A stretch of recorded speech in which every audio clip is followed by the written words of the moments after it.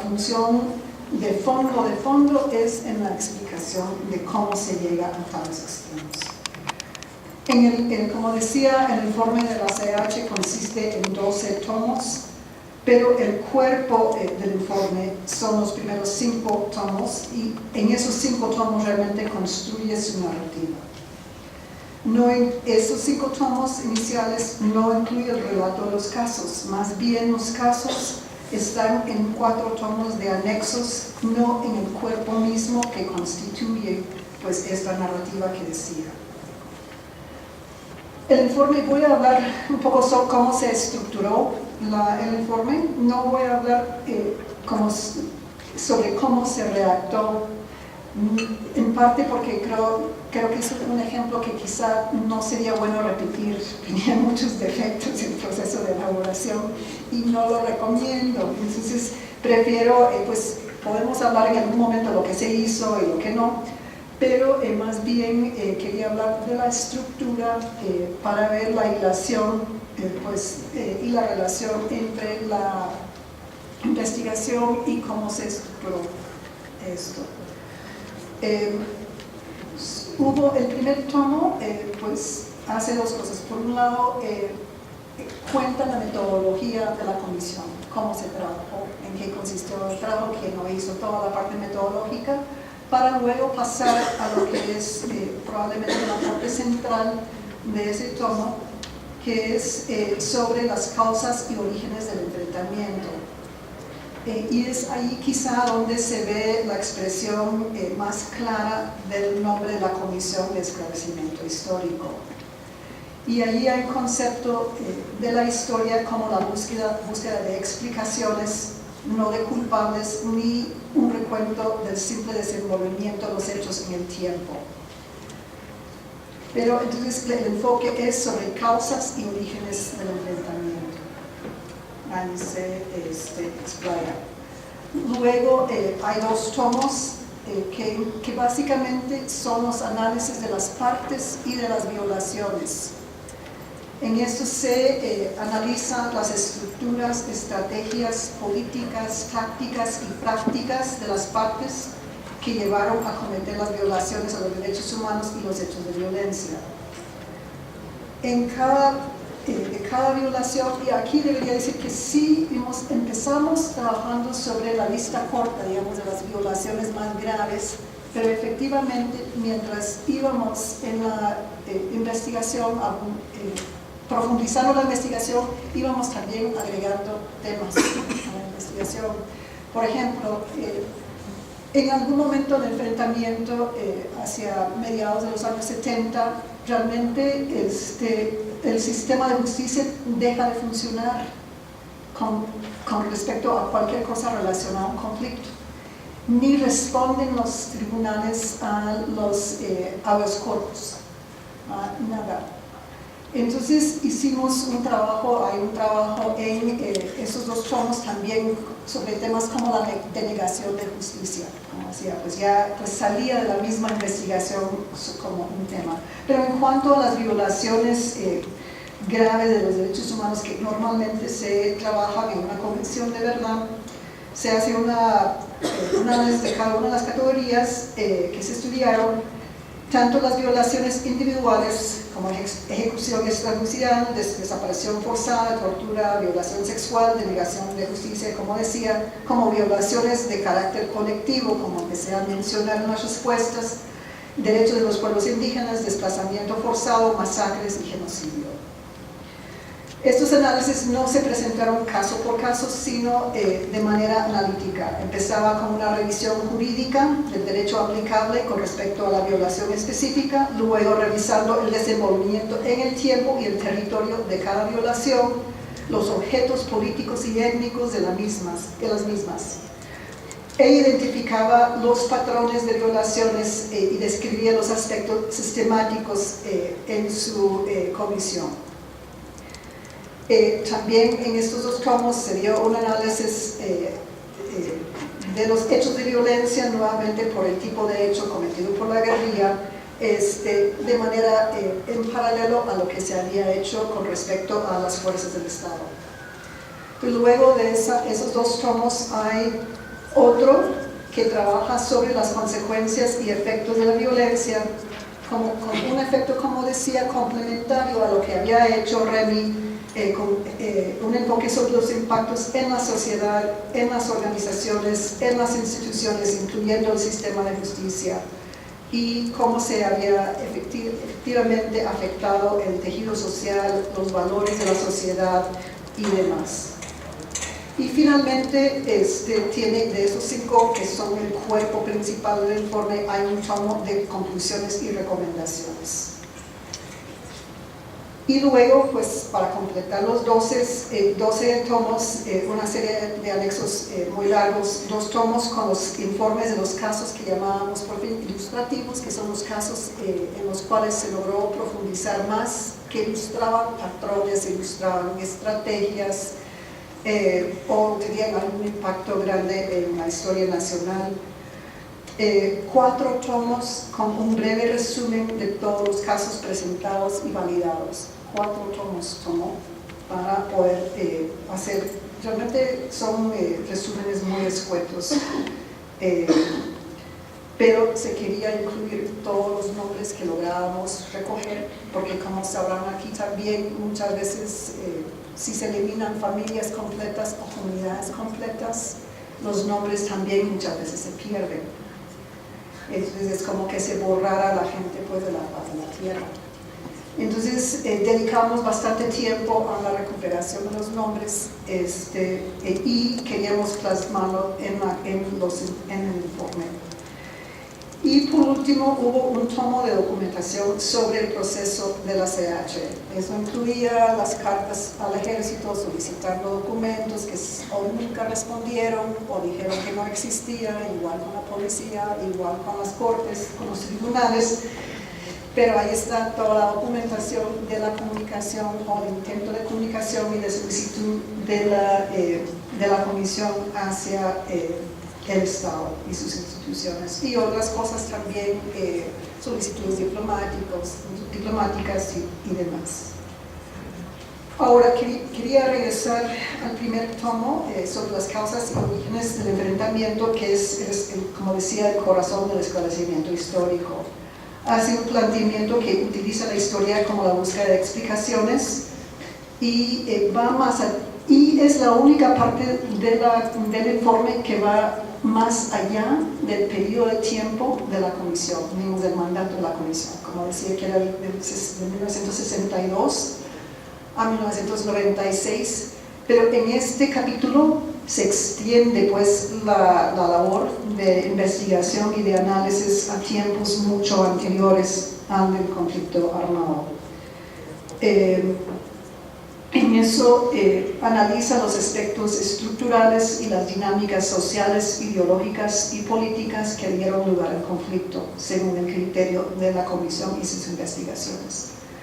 Pone énfasis especial sobre la historia desde la revolución liberal del siglo XIX, de la exclusión económica y la exclusión política muy severas que habían dejado a las grandes mayorías en la más absoluta pobreza, y a quien no pensara como los élites sin ninguna posibilidad de participación. A eso se agrega un análisis del racismo como uno de los grandes factores causales del conflicto. Incluye un análisis del sufrimiento también de la guerrilla y su relación con el movimiento social y la población indígena, así como un análisis de la contrainsurgencia como política del Estado. Fue la primera vez en una comisión de la verdad que se había incluido un análisis de esta naturaleza en un informe final, por lo menos en América Latina. Y si me da tiempo,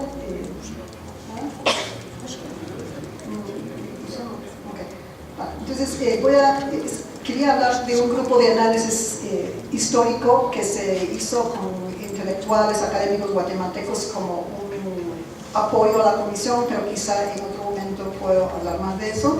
Quizá paso a las recomendaciones y cómo se trabajaron, porque es la parte quizá más abierta, digamos, más transparente, más abierta, más participativa de la CH. Como decía por la mañana, el mandato de la CH requería que la Comisión formulara recomendaciones para favorecer la paz y la concordancia, preservar la memoria de las víctimas, fomentar una cultura de respeto mutuo y fortalecer el proceso democrático. Y también por otros aspectos de los acuerdos de paz, la CH también debía formular recomendaciones sobre medidas de reparación de las víctimas. La Comisión consideró pertinente hacer una recomendación detallada sobre la creación de una entidad estatal que tendría la responsabilidad de impulsar y asegurar la implementación de sus recomendaciones, institución que nunca fue creada. En general, las principales fuentes para la formulación de las recomendaciones fueron los resultados de la investigación que preguntábamos a cada entrevistado, a cada declarante sobre sus expectativas y sus necesidades, que formaba parte de cómo se construyeron las recomendaciones. También los resultados de un amplio proceso social, de consulta social, los mismos acuerdos, el marco jurídico nacional, la normatividad y estándares internacionales en materia de reparaciones y las experiencias con la formulación de recomendaciones de las comisiones de verdad de El Salvador, Chile y Argentina. Quizá paso a hablar más sobre lo de la... tengo 3 minutos, de la consulta social que se hizo, porque realmente fue bastante importante para eso. Se realizó ya hacia el final del trabajo de la comisión un foro nacional,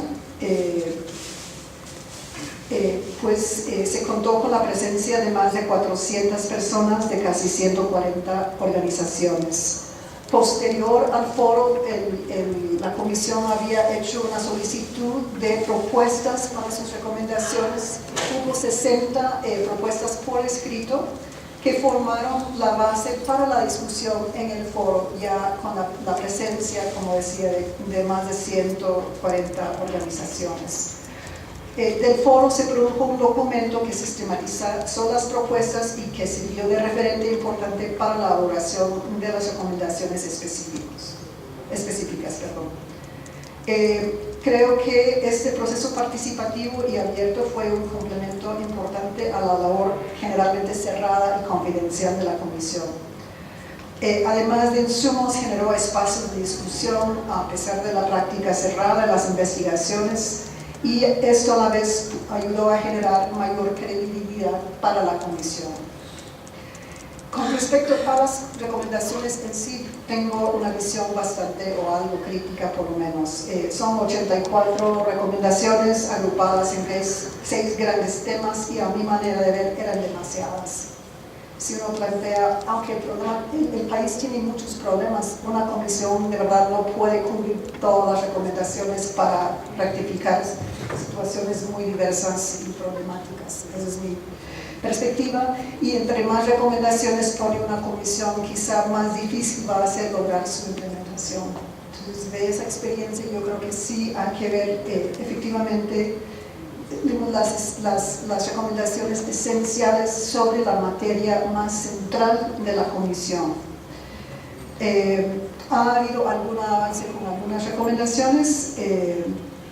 Quizá quería terminar con algo positivo, que ya se mencionaba por la mañana, y ya sé que tengo que terminar, pero de verdad quiero terminar con algo positivo. Lo voy a hacer.